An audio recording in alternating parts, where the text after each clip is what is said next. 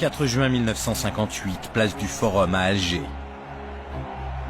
Le général de Gaulle est accueilli en héros par les Français d'Algérie. C'est pourtant le début de la fin d'une guerre qui dure depuis 4 longues années.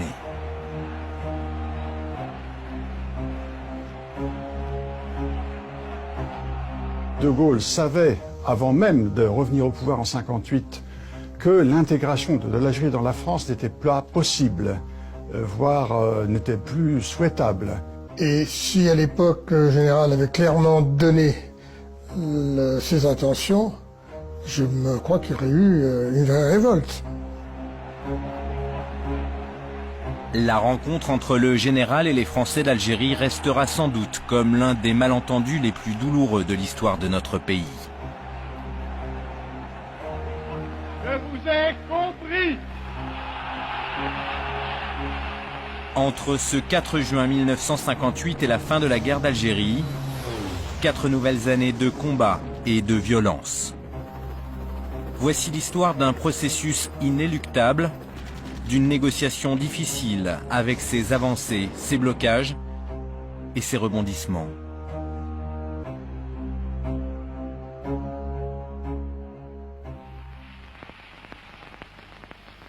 Je sais ce qui s'est passé ici.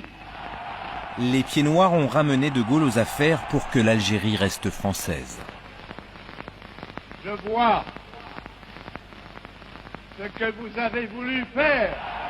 Ce jour-là, c'est donc la joie pour le petit peuple d'Alger.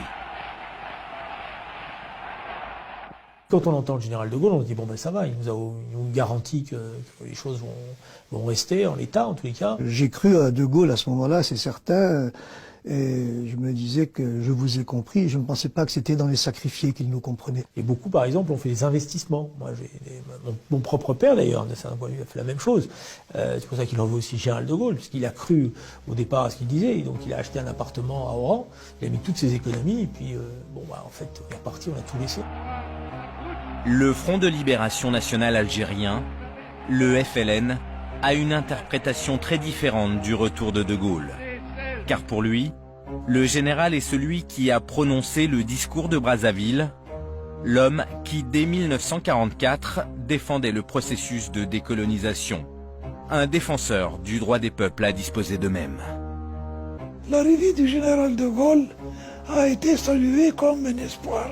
Le FLN, tout de suite, comprend que l'avènement de Gaulle va apporter des changements importants dans la politique française. Pour le FLN, De Gaulle est bien celui qui va donner l'indépendance à l'Algérie. Il y a une réponse politique à la venue de Gaulle. C'est la Constitution, 19 septembre 1958, du gouvernement provisoire de la République algérienne. Donc, on rentre dans une nouvelle étape, celle de la consolidation des institutions du FLN. On le sait, l'histoire va donner raison aux Algériens. D'ailleurs, 15 mois après son retour au pouvoir, le général pose les bases de ce qui, désormais, va être la ligne directrice de sa politique algérienne. On peut maintenant discerner le moment où les femmes et les hommes qui habitent l'Algérie seront en mesure de décider de leur destin une fois pour toutes, librement, en connaissance de cause. Le vrai tournant du discours du 16 septembre 59, c'est l'idée qu'on va faire un référendum et qu'on va demander aux Algériens ce qu'ils souhaitent. C'est quand même un coup d'éclat extraordinaire. Je considère comme nécessaire que ce recours à l'autodétermination soit proclamé aujourd'hui.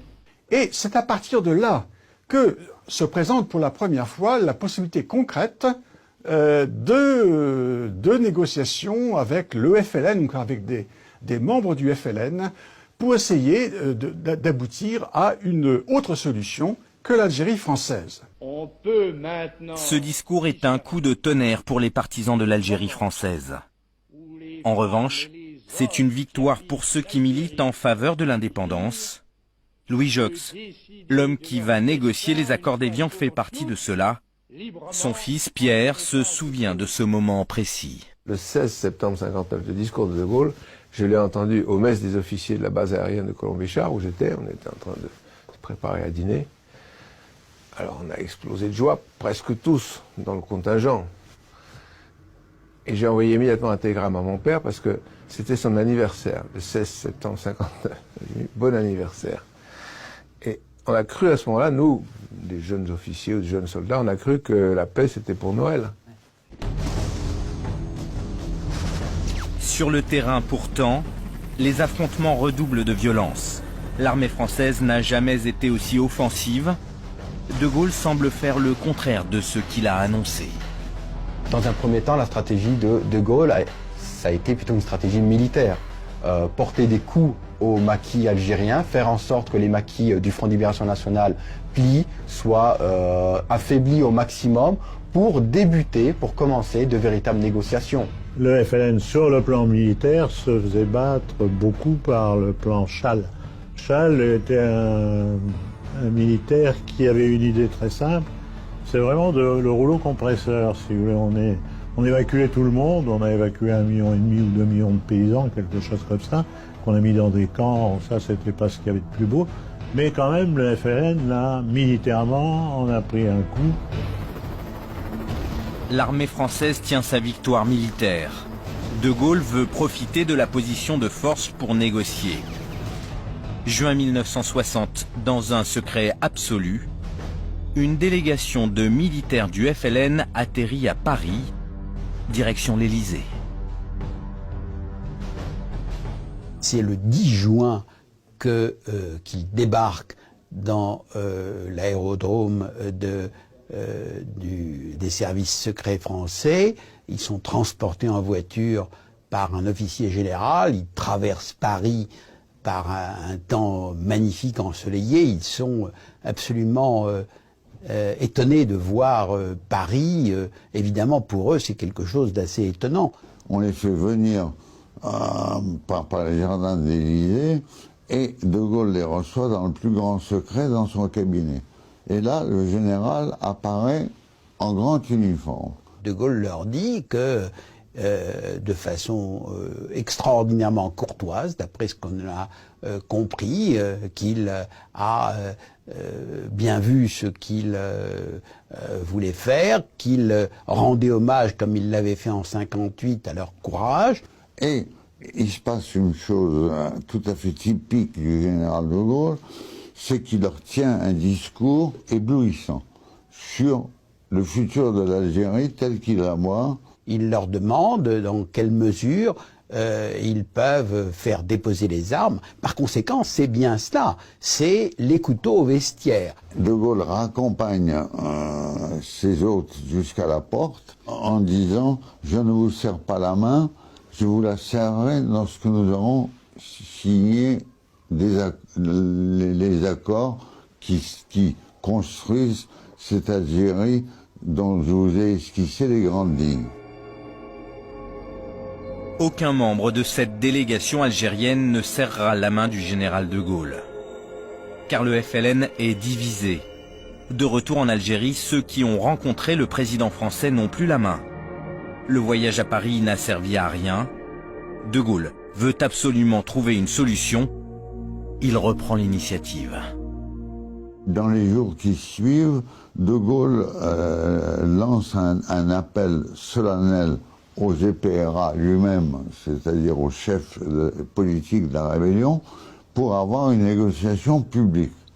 Et à la surprise générale, le GPRA réagit très vite et il envoie donc 2 de ses délégués pour préparer la venue de Ferhat Abbas, le président du GPRA, pour rencontrer De Gaulle à Paris. Donc à la fin juin 1960, 2 représentants du président du GPRA viennent en France. Ils sont reçus à la préfecture de Melun. Cette fois, la négociation est publique. La ville est prise d'assaut par la presse. Les yeux de tous les Français sont tournés vers Melun. L'épisode fait la une des journaux. De Gaulle, l'homme du 18 juin 1940, est sûr de lui. Il pense pouvoir imposer ses conditions au FLN. quand De Gaulle arrive au pouvoir, d'abord, il a une certitude incroyable, peut-être mégalomaniaque, sur le fait qu'on acceptera de sa part ce qu'on a refusé aux autres. Il est persuadé que le FLN, qui dans le privé, qui traite de fouilleux, qui vont venir à quatre pattes se traîner à ses pieds. Il pensait qu'il arriverait avec les forces de la nation, enfin bien sûr, mais qu'il arriverait à faire plier le FLN. Mais les négociations de Melun sont un échec, car De Gaulle demande un cessez-le-feu préalable à toute discussion. Pour le général, la question de l'indépendance n'est pas encore à l'ordre du jour. Le FLN, lui, ne vient en France que pour une seule raison. Toute notre politique était définie par une position tout à fait radicale. C'est-à-dire, nous étions partis pour aboutir à l'indépendance totale. Donc il y a manifestement malentendu au cours du mois de juin 1960, et à partir de là, la situation ne va pas cesser d'empirer. Après l'échec de Melun, De Gaulle n'a donc pas d'autre choix que de faire un pas de plus vers les Algériens. En novembre 1960, il prononce un grand discours à la télévision. Ayant repris la tête de la France, j'ai, on le sait, décidé en son nom de suivre un chemin nouveau. Ce chemin conduit non plus au gouvernement de l'Algérie par la métropole française, mais à l'Algérie algérienne. Cela veut dire une Algérie émancipée, où c'est aux Algériens qu'il appartienne de décider de leur destin. Dans le discours du 4 novembre 60, De Gaulle prend pour la première fois une position beaucoup plus claire. Il reconnaît que la République algérienne, qui n'a jamais existé, existera un jour. Ça, c'est évidemment une révélation sans précédent. L'Algérie, si elle le veut, pourra avoir son gouvernement, ses institutions et ses lois. De Gaulle veut en finir. Dès lors, les négociations s'intensifient. Mandatés par l'Élysée, les hommes du général se transforment en agents secrets. Ils rencontrent les émissaires du FLN en France ou en Suisse, à l'abri des regards, façon roman d'espionnage. On m'a donné un vrai faux passeport qui était signé par M. Verdier, directeur général de la Sûreté nationale. Je l'ai gardé comme un souvenir.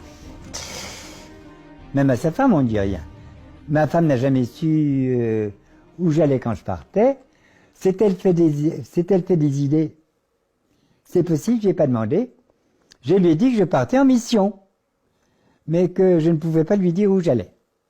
On m'a envoyé à Dole, où j'ai été accueilli par des gendarmes qui m'ont emmené dans une voiture. Ils m'étaient mis à l'avant, j'avais les pieds sur un tas de grenades. Qu'est-ce que ça fait? Bon, on ne sait jamais, peut-être attaqué, etc. J'ai donc pris la caravelle, je suis arrivé à Genève, j'ai trouvé un interlocuteur, ou plus exactement, cet interlocuteur m'a trouvé. Il m'a reconnu un petit détail que Michel Debré m'avait recommandé de faire, c'est-à-dire d'acheter Combat, journal que j'aimais bien d'ailleurs, de le prendre sous le bras, et c'est en effet comme ça que mon interlocuteur a dit « Vous avez l'habitude de lire Combat ». J'ai dit « Non, jamais, mais je l'ai acheté ce matin par exception ». Elle m'a dit « Alors c'est vous que je cherche ». Et tous les 3 ou 4 kilomètres, ils changeaient la plaque d'immatriculation parce qu'ils disaient on risque d'être repéré et il faut savoir que votre tête pourrait très bien être mise à prix. À quoi pensons? Naturellement, on pense aux affaires qu'on a traitées. Mais aussi, on pense aussi aux conséquences de ce qu'on décide. Quand on décide de se rencontrer dans 15 jours, moi je sais qu'à chaque fois je dis 15 jours. 15 jours, mais ça va faire encore combien de morts pendant 15 jours? C'est absurde. Pour la conférence d'Évian, un avion a amené à Genève les membres de la délégation FLN conduite par M. Belkacem Krim et qui comprend M. Boumengel et Ahmed Francis, qui résument à eux trois toutes les tendances du FLN. Et à sa descente d'avion... Après des mois de rencontres secrètes, de contacts informels et confidentiels, les négociations reprennent officiellement à Évian. L'Algérie veut accéder à la vie internationale sans complexe, avec le désir sincère de coopérer avec tous les peuples et d'apporter sa modeste contribution au progrès humain. Évian, l'hôtel du Parc. La police fait toujours aussi bonne garde. Monsieur Louis Jox, ministre d'État pour les affaires d'Algérie, chef de la délégation française, arrive le premier. La délégation FLN pénètre à son tour à l'hôtel du Parc. Sommes-nous enfin en vue de l'aboutissement? Mais cette conférence est sous haute tension. Le maire d'Évian, Camille Blanc, est assassiné chez lui par l'OAS. L'organisation secrète pro-Algérie française veut empêcher la tenue de ces négociations. Les activistes de l'OAS multiplient les attentats en Algérie et en métropole.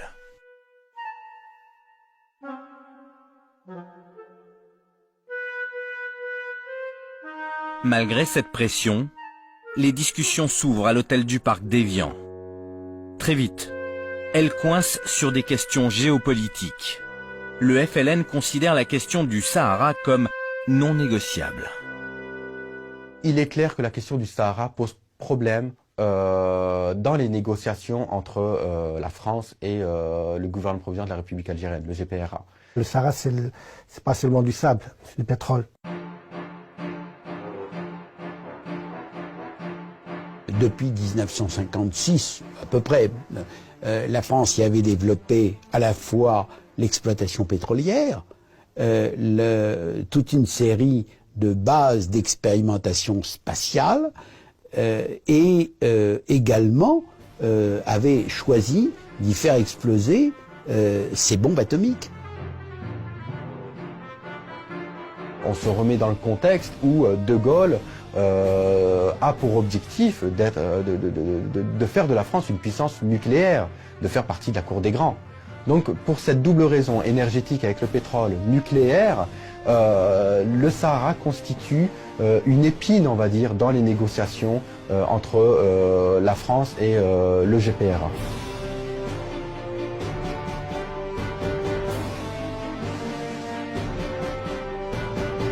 Moi, je m'occupais du pétrole, et donc j'étais chargé pour présenter la thèse sur le Sahara. Et, les arguments étaient que le Sahara était essentiellement une conquête française. Il n'y avait jamais eu dedans, l'Algérien n'avait jamais rien fait au Sahara, et que donc il n'avait pas de droit historique sur le Sahara. Il s'est trouvé que la France, administrativement, avait rattaché le Sahara au département d'Algérien. Nous souhaitions évidemment pouvoir continuer à exploiter ce pétrole, au moins pour récupérer la mise. C'était l'idée du général, qui avait une conception très patrimoniale, finalement, peut-être très bourgeoise, au fond. C'est-à-dire qu'il faut récupérer l'argent qu'on a dépensé dans le pétrole. Le FLN refuse de plier. Les négociations achoppent. Les Algériens craignaient de s'engager, craignaient d'être roulés dans la farine par les négociateurs français qu'ils estimaient à leur juste valeur, c'est-à-dire des gens très habiles et tout à fait remarquables. Je me souviens que Krim Belkacem nous a dit « Vous avez pris la décision d'une journée, c'est nous qui avons décidé d'arrêter. Hein. Vous avez décidé d'arrêter Sindhi. J'ai dédié, c'était Sindhi, les négociations. C'est à vous de nous dire quand vous allez reprendre. » À Évian, c'est donc l'impasse. Claude Chaillet remonte à Paris pour rendre compte au général. De Gaulle s'emporte. Vous direz à ces lascars que l'indépendance de l'Algérie est acquise. Vous m'entendez? L'indépendance de l'Algérie est acquise. Mais qu'il faut maintenant qu'ils se décident à sauter le pas. Mais les lascars sont déterminés à obtenir l'entière souveraineté du territoire algérien. À la surprise générale, De Gaulle finit par céder. Le Sahara sera algérien. Les concessions du côté algérien n'ont pas été minces non plus, puisque c'est des facilités particulières aux compagnies pétrolières françaises, c'est la possibilité de poursuivre les essais nucléaires, et quand on sait quel drame c'était chaque fois qu'il y avait un essai nucléaire dans le monde, et le concert de lamentations et de réclamations qu'il y avait, il faut bien dire que les Algériens ont accepté cela.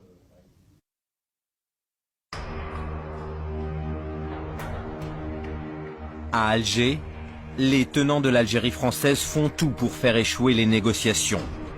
En avril 1961, des militaires vont tenter le coup de force. Conduit par 4 généraux, Jouhaud, Salan, Chal et Zeller, le putsch d'Alger est une tentative de coup d'État pour renverser De Gaulle.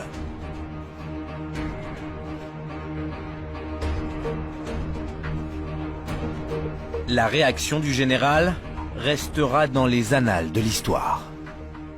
Ce pouvoir a une apparence, un carteron de généraux en retraite. Il a une réalité, un groupe d'officiers partisans, ambitieux et fanatiques. Leur entreprise ne peut conduire qu'à un désastre national. Françaises, Français, aidez-moi. À Alger, le putsch dure 3 jours. Le pays retient son souffle. En métropole, l'appel du général est entendu. Et le peuple de Paris était appelé à tenir son rôle dans ce drame inattendu. C'est par milliers qu'ont pu compter les engagements réclamés pour seconder les forces de l'ordre. Le gouvernement avait pris ses mesures de sauvegarde et assurait la sécurité nationale. La tentative de coup d'État est rapidement condamnée, car la majorité des officiers restent fidèles à De Gaulle. Le carteron de généraux est arrêté. De Gaulle garde donc la situation en main. Mais le monde entier a les yeux rivés sur cette affaire algérienne. La pression internationale est de plus en plus forte sur la France. Le FLN va en tirer profit. Sur le plan international, c'est un FLN important, un FLN soudé, un FLN cohérent. Sa politique étrangère, c'est-à-dire la diplomatie du FLN, qui est l'un des, peut-être des grandes réussites, l'une des plus grandes réussites du FLN, c'est sa diplomatie, qui commence à partir de 1958, une diplomatie démonstrative, audacieuse. Le FLN attachait beaucoup d'importance à ce que l'opinion internationale soit de son côté. Et il avait un communicant, comme on dirait aujourd'hui, extraordinaire, à New York, à l'ONU, à Washington aussi, en même temps par hasard, de temps en temps, qui s'appelait Yazid, qui parlait l'américain remarquablement, qui passait sur les télés américaines et tout ça. On a parlé aussi de l'Algérie à la commission politique de l'ONU, où adversaires et partisans de la politique française se sont expliqués. Round d'observation avant le débat en Assemblée générale. Le combat des Algériens, grâce à cette diplomatie démonstrative, devient un combat pour la liberté, un combat contre le colonialisme. On est tout de même dans une période où la décolonisation est devenue le fer de lance, on va dire, d'une grande partie des États de ce monde. Comment cela se fait-il que la très grande majorité des États d'Afrique obtiennent leur indépendance, que ce soit par l'Angleterre ou que ce soit par la France aussi? Comment cela se fait-il que la France se rattache à cette Algérie? La stratégie du FLN, hein, de résonance internationale, etc., cette stratégie du faible au fort, produit ses effets. Effectivement, la France va être isolée sur la scène internationale. La guerre d'Algérie fait mettre la France quand même au banc des nations à l'ONU, puisqu'il y a des condamnations. Le sénateur Kennedy, qui n'est pas encore président, John Kennedy, qui fait des interventions à l'ONU pour condamner cette guerre menée par la France, etc. Donc tout ça, De Gaulle, il le sait parfaitement. Il faut arrêter à tout prix. Et donc voilà. Et tout le reste n'a pas grande importance.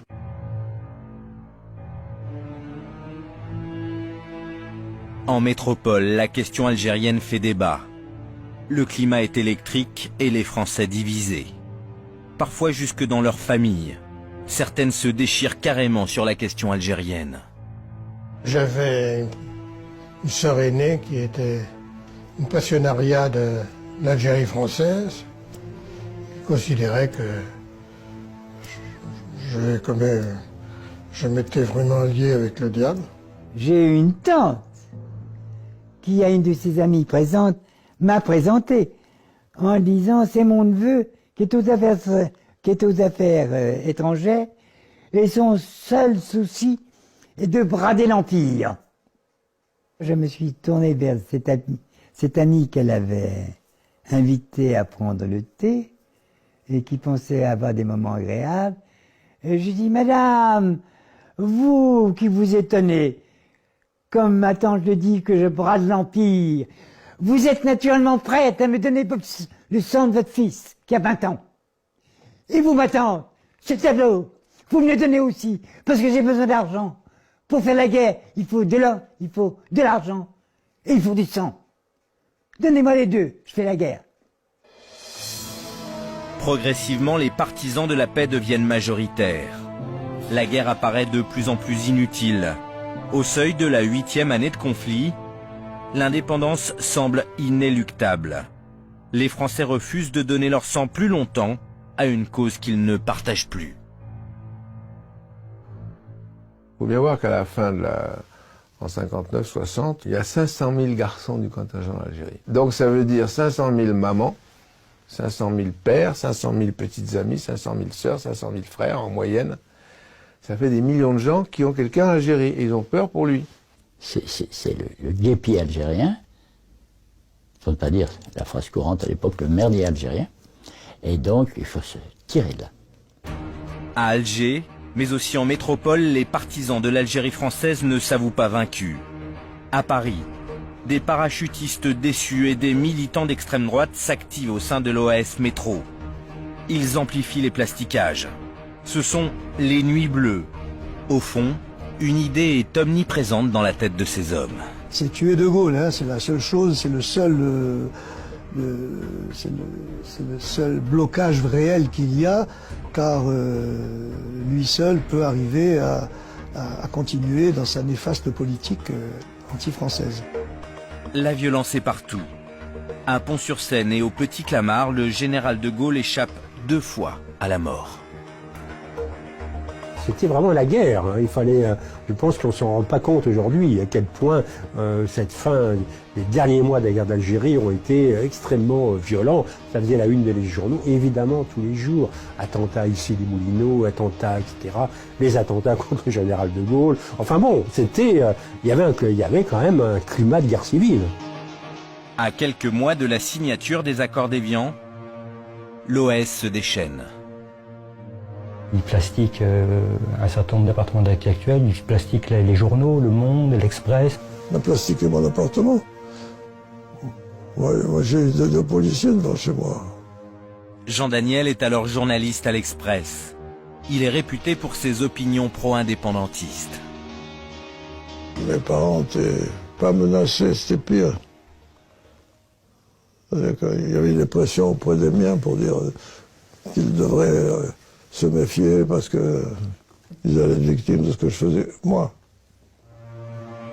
À Alger, l'OAS connaît un certain succès, mais en métropole, l'organisation ne cesse de perdre des points dans l'opinion.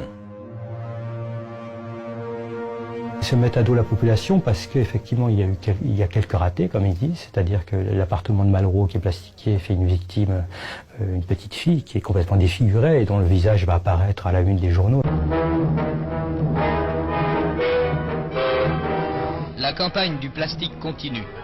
Cette offensive en visant M. André Malraux a fait la plus pitoyable des victimes, une fillette de 5 ans qui a failli perdre la vue. La liste des explosions s'allonge. L'OAS comprendra-t-elle la criminelle folie de ces méthodes aveugles qui heurtent toutes les consciences? Je regrette beaucoup qu'il y ait une bavure, hein, parce que c'était pas elle qui était désignée, c'était Malraux. Mais bon, c'est la guerre, hein, c'est un combat qu'on menait.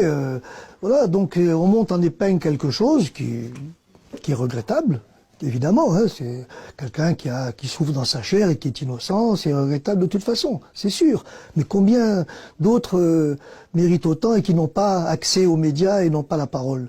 La manifestation de Charonne a été provoquée par l'attentat au plastique chez André Malraux, ministre de la Culture, qui avait blessé la petite Delphine Renard, défigurée.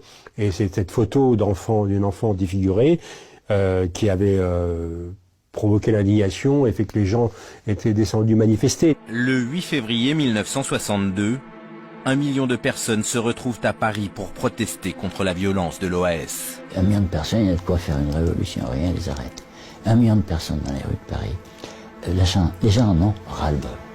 Mais le préfet de police de Paris, Maurice Papon, ordonne aux forces de l'ordre de charger les manifestants. Et là, il y a eu une espèce de panique dans la foule. Il y avait l'entrée du métro Charonne. Ils sont précipités trop vite. Certains étaient poussés. Ils sont tombés. Les autres leur sont tombés dessus. La foule s'est amassée. La police est arrivée et les gestes malheureux des policiers, ils ont jeté des grilles d'arbres par-dessus sur les corps et il y a eu... les gens sont morts étouffés. À Charonne, ce jour-là, 9 personnes trouvent la mort. La liste des victimes de la guerre d'Algérie n'en finit pas de s'allonger.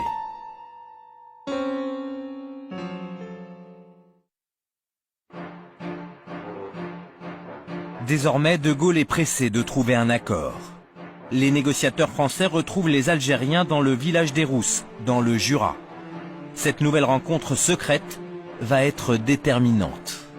C'était en plein dans la neige, c'était à 800 mètres, quelque chose comme ça, du col de la Faucille. Mais il fallait y aller par des petits chemins, etc. Et qu'est-ce que c'était? C'était un hangar, essentiellement. On va chercher les Lascars, parce que nous les avions entre nous comme ça. Nous allions les chercher de l'autre côté de la frontière. Ils venaient dans une voiture camouflée. Et ils arrivaient aux roues, s'entraient, montaient. Et puis les discussions avaient lieu. L'épisode dure une semaine. Les négociateurs s'épuisent et reprennent tous les points de désaccord, un par un. À l'Élysée, De Gaulle, impatient, appelle plusieurs fois par jour. La partie la plus importante qui est inconnue de toute cette affaire, un coup de téléphone du général à Louis Jox. Cette affaire doit finir. L'Algérie est indépendante. Vous m'entendez? Eh bien, faites le nécessaire. La délégation française s'exécute. Le cessez-le-feu, le Sahara, les garanties apportées aux Européens d'Algérie et l'autodétermination, tous ces sujets sont abordés dans le détail. Presque tout a été réglé aux Rousses. Je dirais même tout. Une fois qu'on a signé, on s'est serré la main pour la première fois. Mais tout cela reste encore secret. Rendez-vous est pris 1 mois plus tard à Évian. Le 6 mars 1962, les négociateurs se retrouvent pour conclure le pacte. Et cette dernière phase de la négociation fut plus longue et plus difficile qu'on ne le croyait à son début. Il y eut même des jours d'inquiétude. On sent que ça va se jouer là. Mais ça a été dur quand même pendant les 8 jours. Ils discutaient mot à mot, pas tellement du cessez-le-feu, mais de ce qui se passerait pendant la période intermédiaire, de l'installation d'un exécutif provisoire. Il avait été prévu qu'il y aurait un exécutif provisoire avec donc les représentants de toutes les communautés vivant en Algérie. Et ça, comme toujours, quand il s'agit de choisir des personnes, il y a toujours des exclusions qui se font, celui-là on ne veut pas, etc. Bon, c'est ça qu'ils ont discuté. Mais il y a également toute une série de textes qui, je dirais, ont pour but d'orienter les futures relations entre l'État français et l'État algérien, en garantissant un certain nombre de droits aux Français qui resteront en Algérie, Et il y a également donc toute une série de dispositions qui s'efforcent d'orienter les relations économiques, les relations stratégiques, enfin toutes les relations franco-algériennes futures.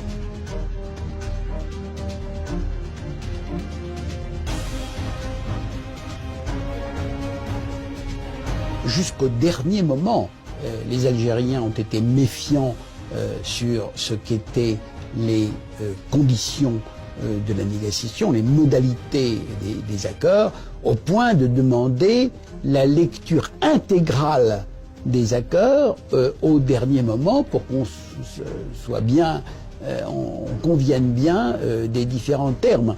Et avec chaque page des accords d'Évian qui se trouvent au ministère des Affaires étrangères, paraphés par Krim Belkacem d'un côté, les négociateurs français, en particulier Louis Joxe de l'autre côté.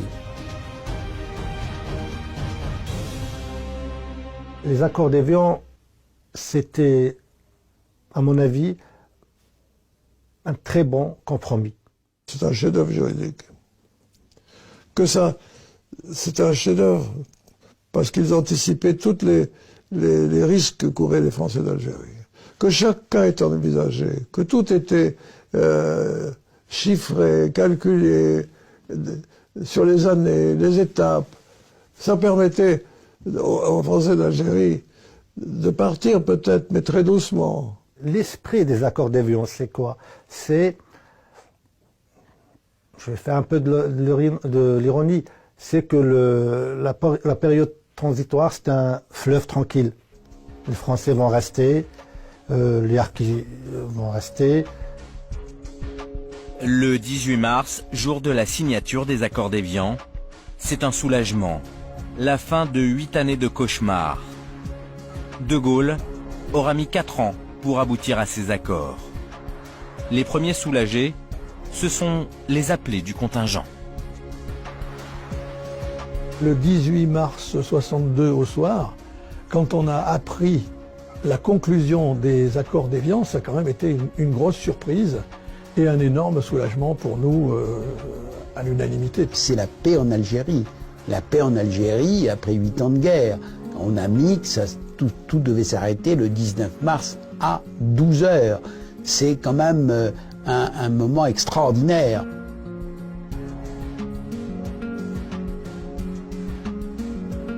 Nous étions soulagés que ça se termine enfin et que nous puissions avoir un horizon très très proche maintenant de notre libération et notre retour en France. L'obsession des appelés d'Algérie, c'était rentrer à tout prix, partir sortir de cette guerre, etc. Personne n'aimait cette guerre, personne. L'indépendance est prévue le 5 juillet 1962. Désormais, l'agenda est simple. Il y aura des élections 3 semaines après la proclamation de l'indépendance, une assemblée constituante, un nouveau régime, un nouveau pouvoir en Algérie. C'était ça le scénario. Mais la liesse est de courte durée car le scénario n'est pas respecté. On sait bien que la guerre ne s'est pas terminée le 19 mars, puisqu'il y a eu peut-être derrière les 3 ou 4 mois les plus violents de la guerre d'Algérie, les plus affreux. C'est l'OAS qui a refusé le cessez-le-feu, d'abord dans un premier temps refusé, et dans un deuxième temps carrément violé, 2 jours après. À Alger, 6 obus de mortier tirés par l'OAS tombaient sur la place du gouvernement. C'était le début de l'offensive de l'OAS, qui devait ensuite s'attaquer aux forces de l'ordre, tuant 15 soldats en blessant 70. Et le 23 mars 1962, à Bab el-Oued, les civils de l'OAS armés tirent sur les soldats du contingent pour récupérer leurs armes. Et il y a 9 morts. Alger s'embrase dans un déchaînement de violence. L'OAS veut reprendre la main. Les activistes s'attaquent directement aux musulmans et à l'armée française. C'est la stratégie de vouloir montrer que il y a une force en Algérie qui s'oppose à ces accords d'Évian, qu'elle est représentative d'une partie importante de la population, les Européens et les musulmans fidèles à la France. La volonté, après les accords d'Évian de la direction de l'Ouest, du général Salon et d'un certain nombre de ses adjoints, c'est de dire, bon, il faut maîtriser Alger, il faut maîtriser l'Algérie, il faut que ce soit à nous. Et comme ça, les accords d'Évian qui prévoient une passation de pouvoir entre la France et le FLN pourra pas se faire, puisque c'est nous qui aurons le pouvoir à Alger et à Oran. La tension devient extrême, paroxystique, on pourrait dire. Hein, c'est la politique de terre brûlée, les grands incendies, les raffineries, cette politique totalement folle de l'OAS d'assassiner tout Algérien parce qu'il était algérien sans aucune raison, les blesser dans les hôpitaux. Enfin, ça a été abominable, quoi. L'OAS tente le tout pour le tout. Certains pieds noirs la rejoignent, c'est l'escalade. C'est des gens qui sont rentrés chez eux un soir en disant, ben voilà, j'ai appris qu'il y avait machin qui avait été tué par le FLN, enfin par les Arabes, hein, pas de FLN, et donc à chaque fois que maintenant qu'il y a un Français qui va être tué, moi je vais prendre mon flingue et le soir je vais aller tuer un Arabe. Autour de moi, l'OAS c'était un mythe, hein,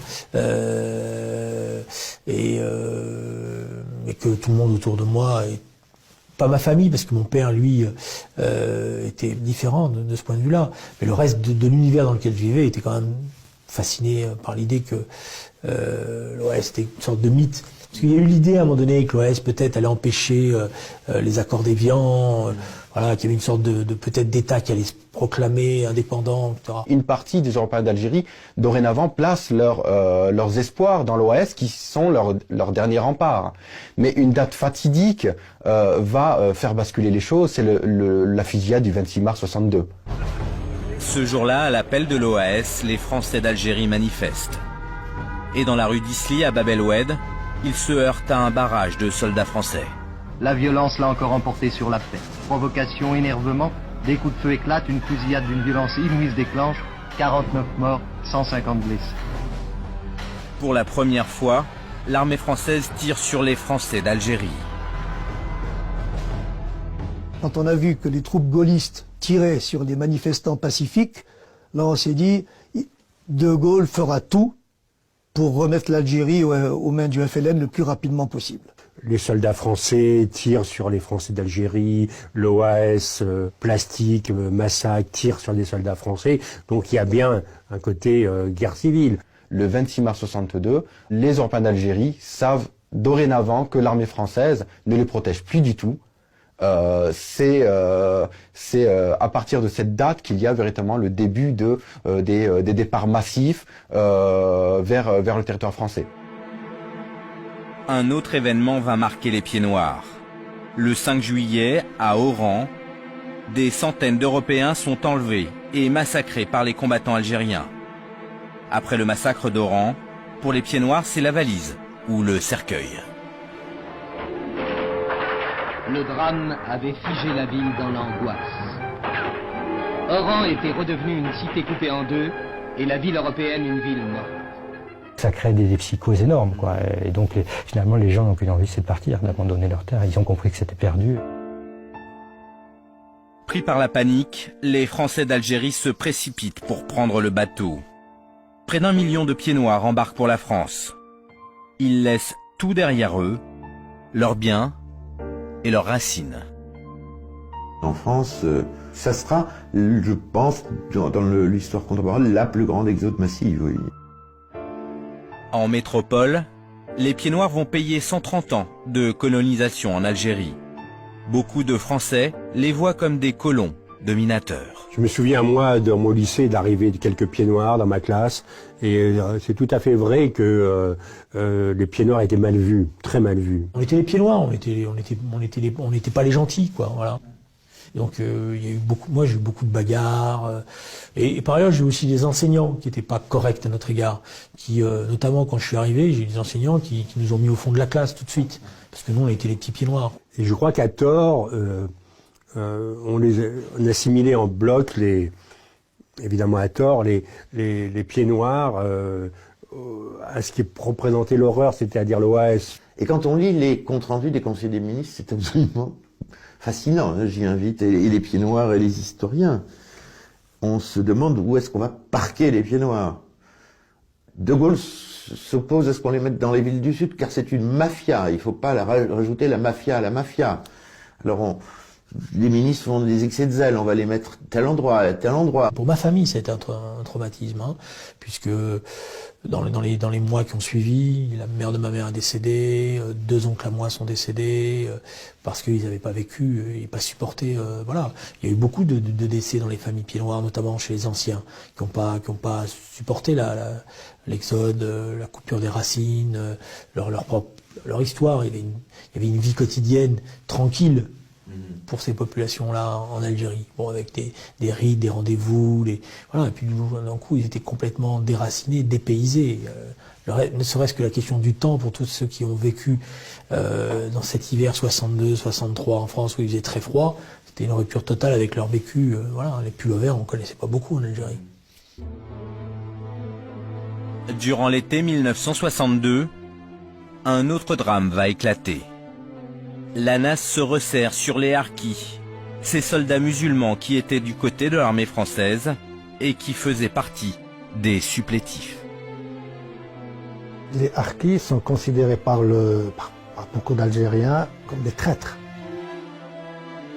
Les massacres commencent au lendemain de l'indépendance de l'Algérie. À chaque fois, on se disait, tiens, maintenant, il va y avoir une rafle, on va nous liquider. Et moi, dans mon village, à chaque fois que je voyais une voiture venir sur la piste, parce que c'était une piste, je me sauvais, je me réfugiais dans les grottes. Il fallait sauver sa peau. Il n'y a pas que des hommes qui ont été tués. Moi, ce que je peux vous dire, c'est que dans ma famille, il y avait mon père et mon oncle qui étaient supplétifs. Mais les personnes qu'on a massacrées l'été 62, en août 62, c'était mon grand-père, qui était très âgé, qui n'était pas harki. On a tué ma tante, on a tué mon oncle, et on a tué leur bébé.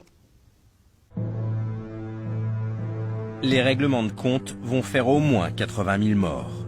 Sous les yeux des derniers officiers français qui ont alors des ordres très précis. Les officiers vous diront qu'ils ont reçu l'ordre de ne pas intervenir.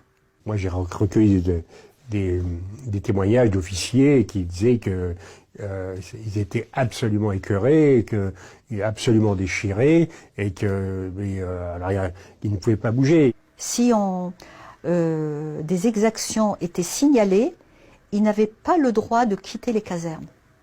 Quand ils sont partis, par exemple, il y avait les harkis qui avaient l'ordre de laisser sur place, qui couraient derrière les camions, et ils tapaient un coup de crosse sur les mains qui étaient accrochées aux ridelles des camions. Le gouvernement français refuse de protéger les harkis. Les ministres Pierre Messmer et Louis Joxe donnent l'ordre officiel aux militaires de ne pas rapatrier les harkis en France. Nous, les harkis, maintenant, on en veut beaucoup à la France de nous avoir abandonnés. Les ordres venaient du général de Gaulle. À l'époque, c'est lui qui a décidé, il leur a dit, ce magma de soldats, on n'en veut pas. De Gaulle l'a dit très clairement, oui, on pouvait parfaitement réagir, on pouvait parfaitement maintenir l'ordre et faire que les massacres cessent, mais c'était, en quelque sorte, recommencer la guerre d'Algérie, reprendre les hostilités, et ça, il n'en voulait plus du tout. On n'a pas appliqué les accords d'Évian. Il suffit de le dire, c'est une évidence qu'ils n'ont pas été appliqués. Laisser les harkis à leur sort pour ne pas refaire la guerre d'Algérie. De Gaulle oublie que c'est bien la France qui avait incité parfois fortement les harkis à entrer dans l'armée. C'était pas un engagement volontaire dans le propre sens du terme. On a été évacué de nos territoires par l'armée pour faire nos territoires une ligne rouge, et on a été regroupés dans des camps. Et là, les cadres de l'armée ont imposé un choix à nos parents, soit ils rejoignent le maquis, soit ils s'engagent dans les formations supplitives, dans les comme harkis. Il n'y avait pas de conviction, hein, parce que en contractant un engagement comme harki, il se mettait à l'abri de la répression de l'armée française et des exactions des rebelles. De plus, il y avait un salaire. C'était 240 francs nouveaux, 240 nouveaux francs, et mon père n'a jamais gagné autant. C'était des gens qui étaient sacrifiés d'avance. C'était ça, c'est un des aspects de la politique détestable de la droite en Algérie, soutenue par Guy Mollet ensuite, à savoir de vouloir compromettre des Algériens en créant des troupes de supplétifs dont l'histoire montre à travers l'histoire, à travers le monde, partout où il y a ce genre de phénomène, ça se termine par des règlements de compte sanglants. L'Algérie, si elle le veut, pourra avoir son gouvernement, ses institutions et ses lois. 50 ans après, les accords d'Évian symbolisent bien la fin de la guerre d'Algérie. Mais le chef-d'œuvre juridique décrit par certains a surtout permis au général de Gaulle de dégager la France du bourbier algérien. Les accords d'Évian ont bien réussi à aboutir à l'indépendance de l'Algérie, à interrompre la guerre, mais on ne peut pas dire qu'ils ont conclu la paix dans des bonnes conditions. C'est un leurre, c'est un bout de papier qu'on peut relire et qui n'a pas de valeur. En fait, tout ce qui est écrit dans les accords d'Évian ne s'est pas réalisé car il fallait dégager. Donc c'est un habillage.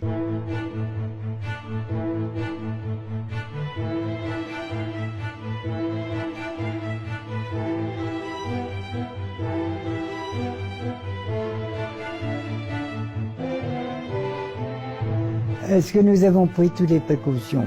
Non, on ne les prend jamais toutes. Jamais. On a beau réfléchir, et au pire, car nous avions prévu des bains de sang, on a beau réfléchir, on ne peut pas tout prévoir. Sur le moment, j'étais satisfait de voir qu'on avait enfin réussi à mettre fin à cette guerre, mais quand on a vu ensuite comment ça s'est passé, ça laisse un souvenir amer. Je pensais qu'on aurait pu éviter tout ça si on avait réglé les choses plus tôt. Ces affaires diplomatiques, c'est pas toujours gai, contrairement à ce qu'on croit. Hein. La petite cuillère dans le thé, dans la tasse de thé dont parlait Georges Pompidou, en tout cas, c'était pas le genre que moi j'ai connu. Dans tout ce genre d'affaires, il n'y avait pas de tasse de thé avec une petite cuillère et des morceaux de sucre. Oh non, c'était plutôt la potion amère. L'Algérie des accords d'Évian n'est pas et ne sera pas finalement. Donc cette Algérie du vivre ensemble n'a pas lieu à partir de septembre 62.